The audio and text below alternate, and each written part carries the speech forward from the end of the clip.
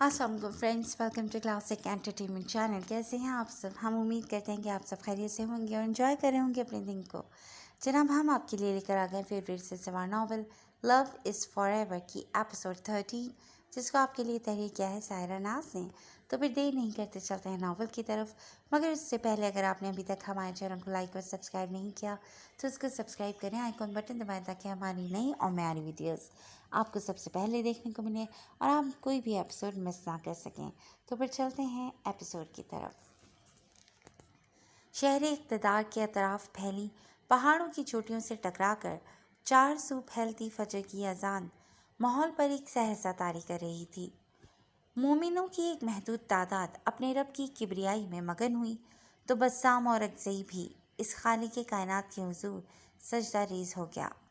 सूरज अभी उगकर जलवा अफरोज़ नहीं हुआ था जब उसने बिस्तर पर आकर बैठते अपने पहलू में सोई अपनी महबूब बीवी के चेहरे पर अपनी मोहब्बत पाश नज़र दौड़ाई थी। सोते में उसके मनमोहने चेहरे पर फैली मासूमियत बस्साम और अगज़ई के दिल की धड़कनों को मुंतशिर करने को काफ़ी थी।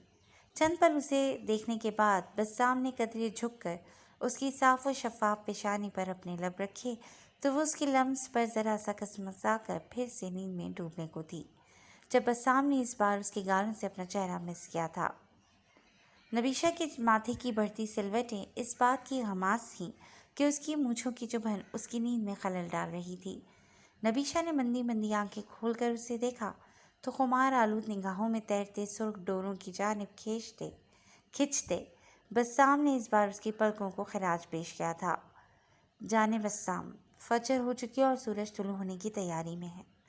उसकी जिसारत पर एक हिजाब आलूद मुस्कान के साथ नबीशा वापस पलकें मूंद गई तो बस्साम ने उसका गाल सहलाते हुए कहा, मैं बस थोड़ा सा और सो लूँ।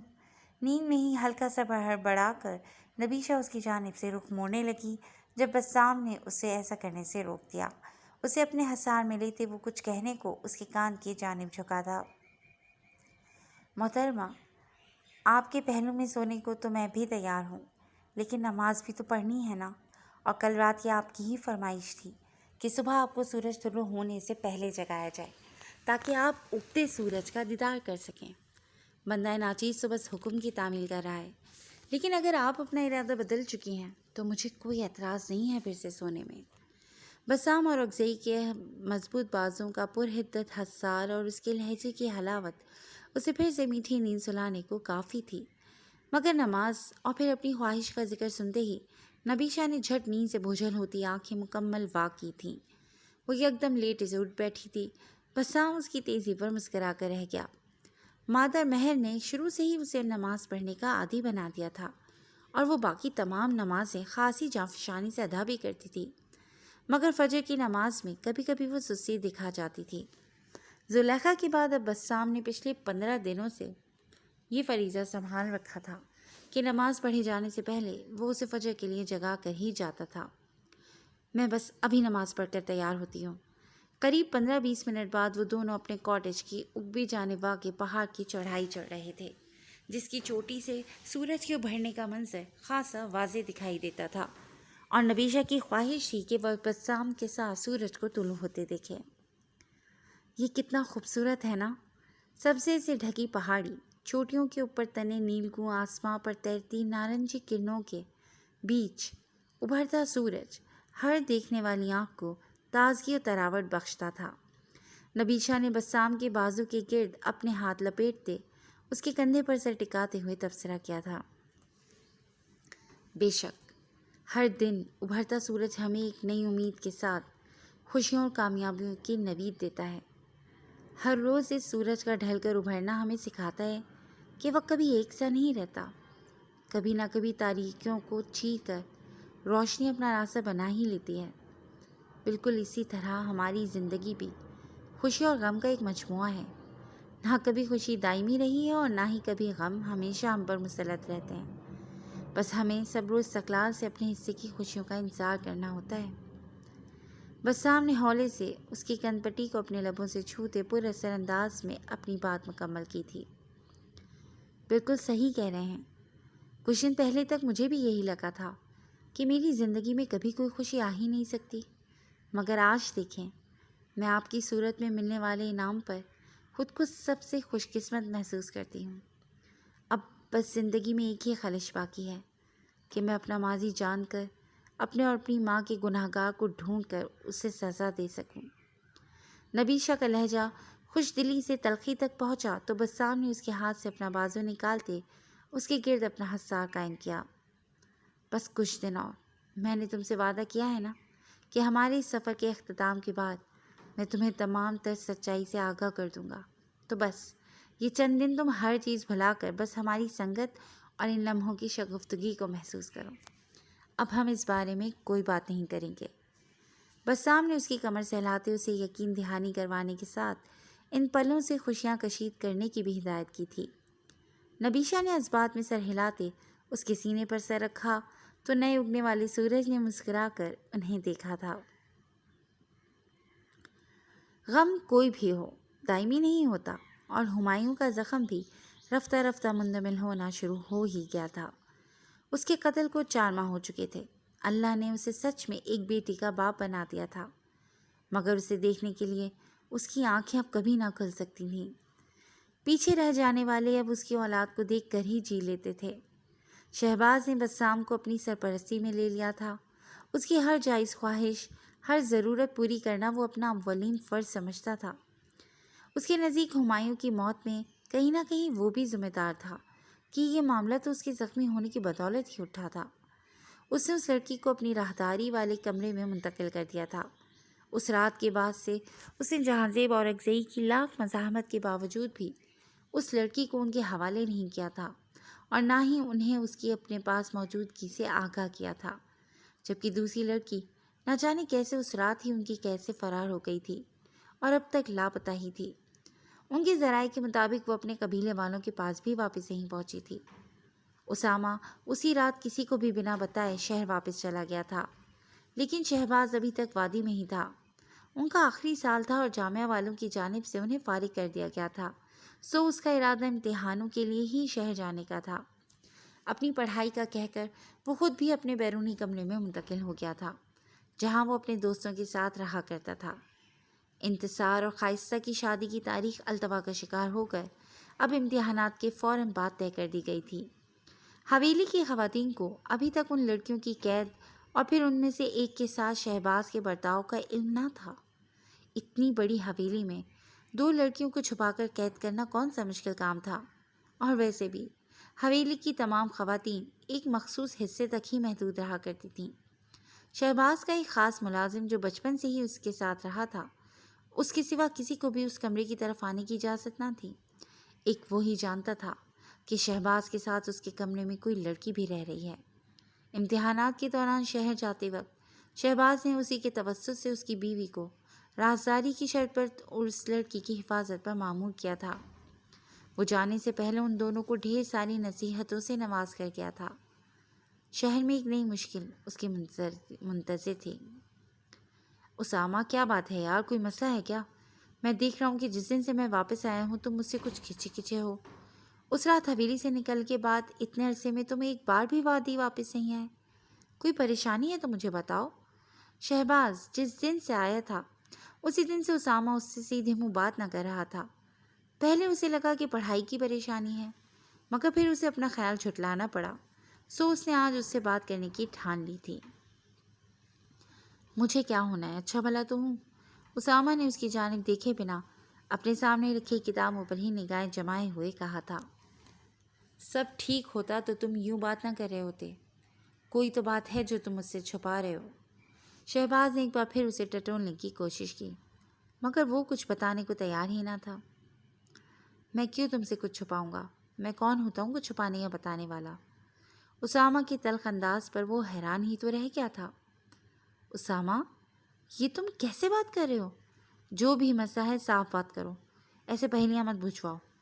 شہباز نے بمشکل اپنے لہجے کو سخت ہونے سے روکا تھا۔ اسامہ کا یہ رویہ اس کی سمجھ سے بالاتر تھا۔ انتصار اس کے آنے سے کچھ دن پہلے ہی اپنے گاؤں گیا تھا اور ابھی واپس نہیں آیا تھا، ورنہ شاید وہی کچھ بتا دیتا۔ صاف بات تم سے کروں جو دوسروں کو تو نصیحتیں کرتا نہیں تھکتا اور اپنی باری آتے ہی ایک ہی وار میں ڈھا گیا؟ مجھے سبق سکھانے والے کا خود ایک لڑکی سے زبردستی تعلقات بنانا کس نیک عمل کے ثواب کے زمرے میں آتا ہے؟ ساری زندگی وادی کے قانون کو جنگل کا قانون کہنے والے کا انصاف اس کے اپنے عمل کے بارے میں کیا کہتا ہے؟ اسامہ کے چھپتے ہوئے سوال شہباز کو ایک پل کو چپ کروا گئے تھے۔ جیسا تم سمجھ رہے ہو ویسا کچھ بھی نہیں ہے اسامہ۔ بہت افسوس کی بات ہے کہ بچپن سے میرے ساتھ ہونے کے بعد بھی تم میرے بارے میں ایسا سوچتے ہو۔ تمہیں کیا لگتا ہے کہ میں اتنا گرا ہوا ہوں کہ ایک لڑکی کی عزت پر ہاتھ ڈال لوں گا؟ شہباز کے لہجے میں گہرا دکھ بول رہا تھا، مگر اسامہ نے اثر لیے بنا ہی اسے بیچ میں ٹوک دیا تھا۔ مجھے فلسفہ مت سناؤ شہباز۔ کیا یہ سچ نہیں کہ ہمایوں لالہ کی تدفین سے اگلے دن تم نے ان لڑکیوں میں سے ایک کے ساتھ زبردستی تعلق بنایا تھا، جبکہ دوسری لڑکی وہاں سے بھاگنے میں کامیاب ہو گئی تھی، ورنہ تم اسے بھی… اس کی بات شہباز کی دھاڑ پر بیچ میں ہی رہ گئی تھی۔ بس اسامہ، تم ایسے بول بھی کیسے سکتے ہو؟ تم ہوش میں نہیں ہو، جو کچھ بھی بولے چلے جا رہے ہو، اور میں اب تمہیں کوئی وضاحت دینا نہیں چاہتا کہ تم اپنی سوچ کو ہی سچ مان چکے ہو، ورنہ یوں میری ذات پر سوال نہ اٹھاتے۔ شہباز کی آواز غصے کی زیادتی سے پھٹ پڑی تھی۔ اس کا بچپن کا دوست ہی اس کے بارے میں اتنا کچھ سوچ بیٹھا تھا، اسے یہ خیال ہی تکلیف دے گیا تھا۔ کوئی وضاحت ہوگی تو دو گے نا؟ دوسروں کی ذات پر سوال اٹھانے والوں کے پاس اکثر اپنی ذات کے بارے میں کوئی جواب نہیں ہوتا۔ اسامہ استہزائی انداز میں کہہ کر وہاں رکا نہیں تھا۔ شہباز نے بے یقینی سے اسے وہاں سے جاتے دیکھا تھا۔ اسے اگر اپنے دوست کو بھی وضاحت دینے کی ضرورت پڑ گئی تھی تو باقی لوگوں کا سامنا وہ کیوں کر پائے گا؟ شہباز پڑھائی بھول کر ایک نئی سوچ میں ڈوبا تھا۔ یہ ان کی دوستی کے بیچ پہلی دراڑ تھی جو آگے جا کر نہ جانے کیا رنگ دکھانے والی تھی۔ قسمت کو جانے اب کیا منظور تھا۔ وہ لوگ جو کچھ روز جوانی میں ملیں گے، ہر شام وہ پھر تیری کہانی میں ملیں گے۔ ڈھونڈو نہ ہمیں دنیا کی رنگین فضا میں، ہم لوگ کسی یاد پرانی میں ملیں گے۔ حالات کی تپتی ہوئی دوپہر میں بچھڑے، یہ طے ہے کسی شام سہانی میں ملیں گے۔ ایک خواب تلا رہتا ہے ہجرت پہ ہمہ وقت، ایک روز اسی نقل مکانی میں ملیں گے۔ دعویٰ نہیں، امید نہیں، رکھتے یقین ہیں، ہم پھر سے اسی کوچائے فانی میں ملیں گے۔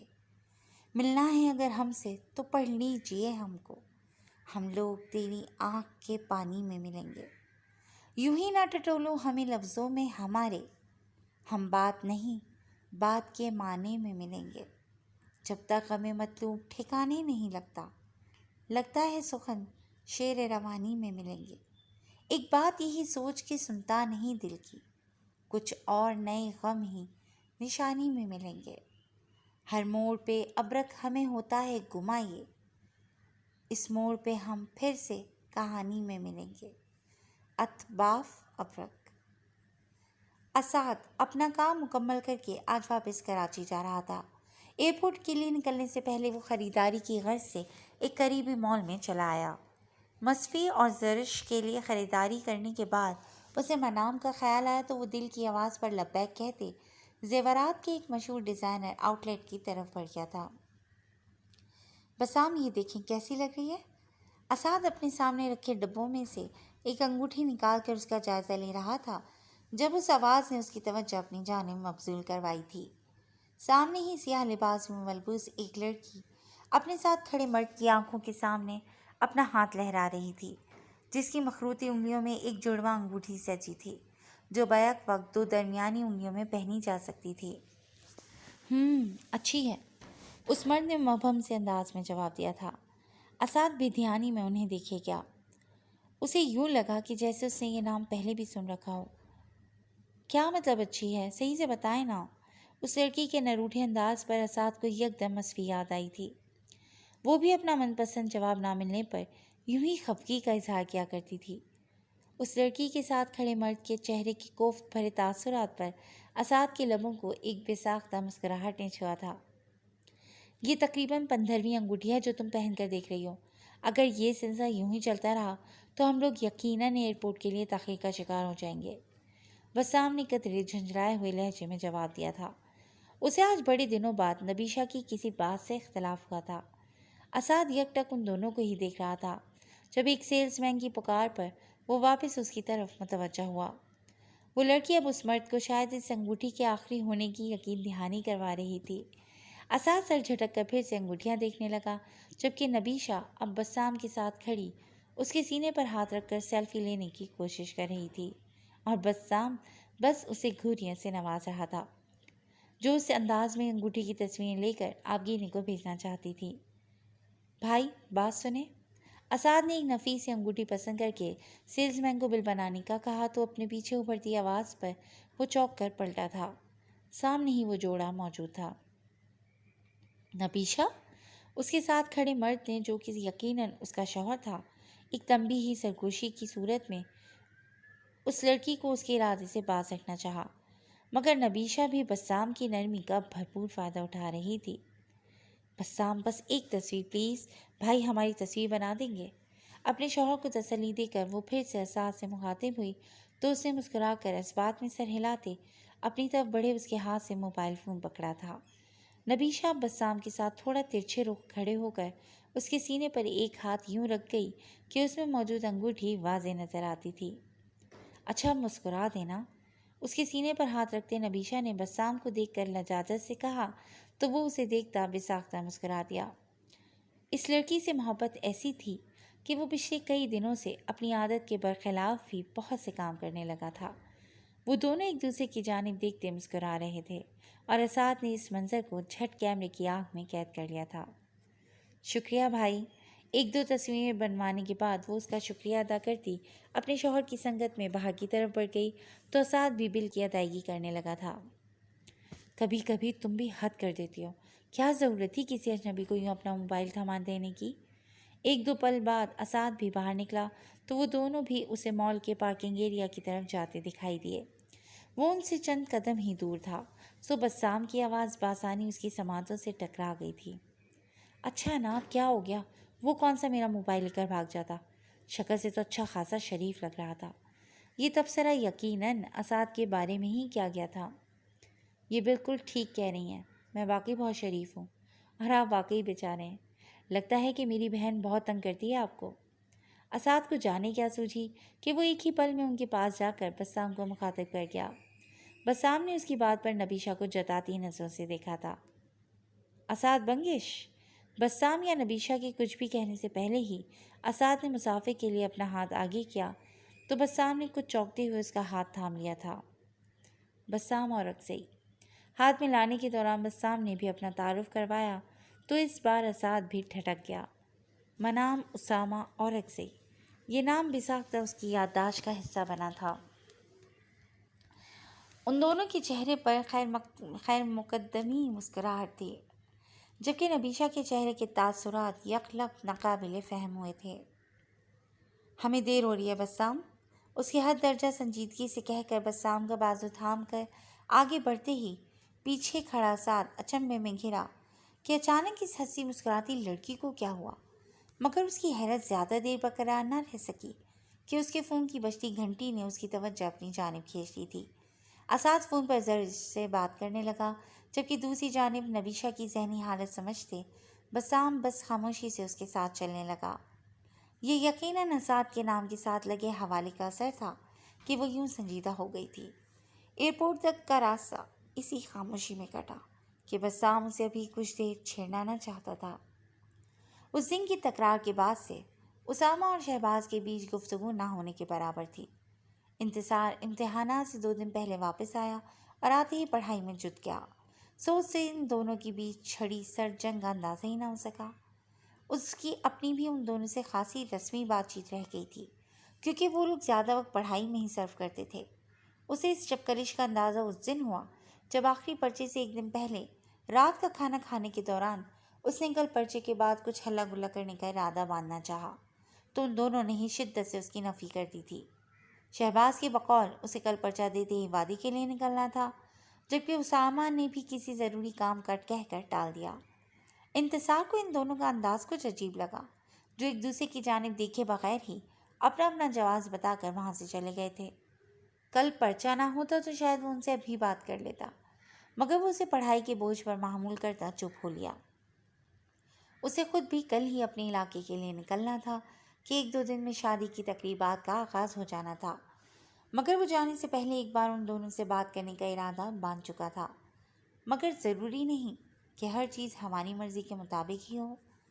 بعض اوقات حالات اور واقعات کی ترتیب وقت طے کرتا ہے، اور شہباز کے لیے شاید بہت غلط وقت پر ایک نیا محاذ کھل گیا تھا، یا پھر کسی راہ سے پردہ اٹھنے کا صحیح وقت آن پہنچا تھا۔ صبح امتحان دینے جاتے وقت موصول ہونے والا ایک پیغام اس کے سکون میں درار ڈال گیا تھا۔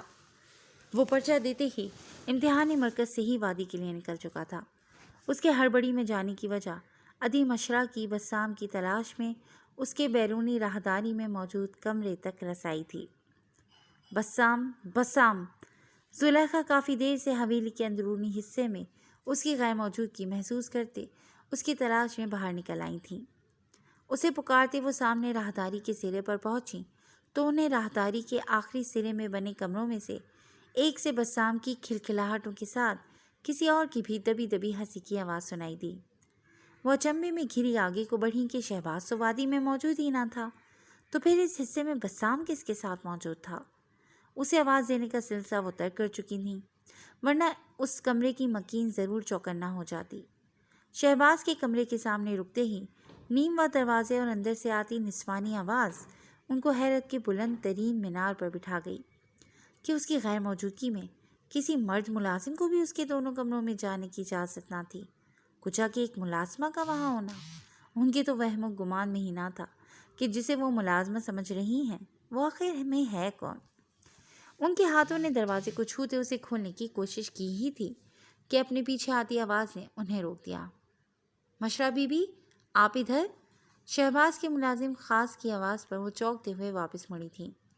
وہ کچھ دیر قبل ہی تازہ دم ہونے کی غرض سے حویلی کی پچھلی جانب ملازمین کے لیے بنائے گئے مخصوص حصے کی طرف گیا تھا، ورنہ زلیخا کا یہاں تک آ جانا ہی ناممکنات میں سے تھا۔ یہ شہباز کے کمرے کا دروازہ کیوں کھلا ہے؟ اور اندر یہ لڑکی کون ہے؟ بسام کو بھول کر انہوں نے اس سے اپنی ازلی نرم خو انداز میں اندر سے آتی آواز کے متعلق استفسار کیا تھا۔ ان کے لہجے کی نرمی پر اسے کچھ ڈھارس ملی، ورنہ تو شہباز کے ہاتھوں اس کی موت یقینی تھی۔ معافی چاہتا ہوں بی بی، میری گھر والی ہوگی، شہباز بابا کا فون آیا تھا کہ ان کا کمرہ صاف کروا دوں، تو بس اسی لیے کھولا تھا دروازہ، وہ شاید آنے والے ہوں گے۔ اس کی بات پر زلیخا نے سر ہلا دیا کہ اس سے پہلے بھی شہباز اگر کبھی اپنے دوستوں کے ساتھ حویلی آتا تو آنے سے پہلے دینوں کو ہی کمرہ صاف کرنے کی ہدایت ملا کرتی تھی۔ بی بی، آپ اندر نہ جائیں۔ اسے پھر سے کمرے کی طرف مڑتا دیکھ کر دینوں نے ہاتھ باندھتے التجا کی تھی۔ بسام ہے اندر، میں کیوں اندر نہ جاؤں؟ زلیخا کے لہجے میں اس بار حیرت کا عنصر نمایاں تھا کہ ایک ملازم کیوں کر انہیں کسی کام سے روک رہا تھا۔ چھوٹے بابا کو میں لے آتا ہوں، اندر مٹی اڑ رہی ہوگی تو اسی لیے کہا ہے آپ سے۔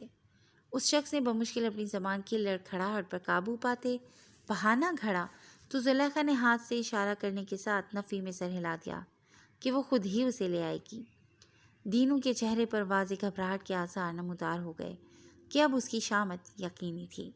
زلیخا کے اندر داخل ہوتے ہی اس نے جیب سے شہباز کا دیا ہوا موبائل نکال کر اس پر کوئی پیغام لکھ بھیجا تھا۔ اسے کسی سخت ضرورت کے تحت ہی اس کے موبائل پر پیغام بھیجنے کی ہدایت تھی، اور اس وقت سے زیادہ پریشان کن تو کچھ نہیں تھا اس کے لیے۔ بسام! زلیخا نے کمرے میں داخل ہوتے ہی اپنے بیٹے کو پکارا، مگر کمرے میں بچھے جہازی سائز بیڈ پر براجمان لڑکی کو دیکھتے ہی ان کی حیرت دو چند ہوئی تھی، کیونکہ وہ اپنے حلیے سے کسی طور بھی کوئی ملازمہ نہ دکھتی تھی، بلکہ اس کے انداز نشست میں ایک مالکانہ استحقاق جھلک رہا تھا۔ جبکہ دینوں کی بیوی کو تو وہ دیکھتے ہی پہچان گئی تھیں، جو کہ نیچے قالین پر آلتی پالتی مارے بیٹھی تھی۔ زلیخا کو اندر آتا دیکھ کر وہ جھٹ مؤدبانہ انداز میں اٹھ کھڑی ہوئی تھی۔ آپ کون ہیں اور اس کمرے میں کیا کر رہی ہیں؟ زلیخا نے ایک سرسری مگر گہری نظر دینوں کی بیویوں پر ڈالتے خود کو دیکھ کر بستر سے اترتی لڑکی کو مخاطب کیا تھا۔ بسام بھی اس کے قریب ہی براجمان تھا، اور اس کے سامنے رکھے کھلونوں کے ڈھیر اور اس کی مانوس مسکراہٹ سے یہ صاف ظاہر تھا کہ وہ پہلی بار اس لڑکی کے پاس نہیں آیا تھا۔ ہمیں شہباز نے ادھر رکھا ہے۔ اس لڑکی کو سمجھ نہ آئی کہ وہ کیسے اپنی موجودگی کی وضاحت کرے، سو اس نے شہباز کا نام لے دیا تھا۔ یہ کیا کہہ رہی ہو تم؟ وہ تمہیں کیوں یہاں رکھے گا بھلا؟ دینو، کون ہے یہ لڑکی؟ زلیخا کے لہجے میں اس بار واضح ناگواری تھی۔ اس کی تیز پکار پر وہ موبائل جیب میں اڑستا تیزی سے اندر آ کر مؤدبانہ انداز میں ایک جانب کھڑا ہو گیا تھا۔ کون ہے یہ لڑکی؟ دینو کو دیکھتے ہی زلیخا نے اپنا سوال دہرایا تھا۔ اس کے لیے شہباز کو لے کر کسی بھی ایسی بات پر یقین کرنا مشکل تھا۔ مشرا بی بی، میری زبان کچھ بھی کہنے سے قاصر ہے۔ اس بابت آپ کو شہباز بابا ہی بتا سکتے ہیں۔ میرا کام صرف ان کی حفاظت ہے۔ دینو نے سچائی سے ساری صورتحال ان کے گوش گزار کر دی تھی۔ کب سے ہے یہ ادھر؟ اس کے سوال پر دینو نے ہاتھ جوڑ دیے تھے کہ وہ کچھ بھی بتانے کا مجاز نہ تھا۔ اس کے رد عمل پر زلیخا واپس اس لڑکی کی طرف مڑ گئی جس کی رنگت زرد پڑ رہی تھی۔ کیا نام ہے تمہارا اور تم دونوں کے بیچ کیا تعلق ہے؟ زلیخا کے ذہن میں جھکڑ سے چل رہے تھے۔ سعادت کے برخلاف اس کی آواز میں قدرے تلخی در آئی تھی۔ کوئی بھی جواب دینے سے پہلے ہی وہ لڑکی تیورا کر زمین بوس ہونے کو تھی جب دینوں کی چوکس کھڑی بیوی نے آگے بڑھتے اسے سہارا دیا تھا۔ غصاخی معاف مشرا بی بی، پچھلے کچھ دنوں سے مجھے لگتا ہے کہ بی بی جی دوسرے جی سے ہیں۔ اسے بستر پر لٹانے کے دوران ہی دینو کمرے سے نکل گیا تھا۔ بے ہوش پڑی لڑکی کے جسم پر چادر اڑاتے اس کی بیوی نے گویا زلیخا کے سر پر بم پھوڑا تھا۔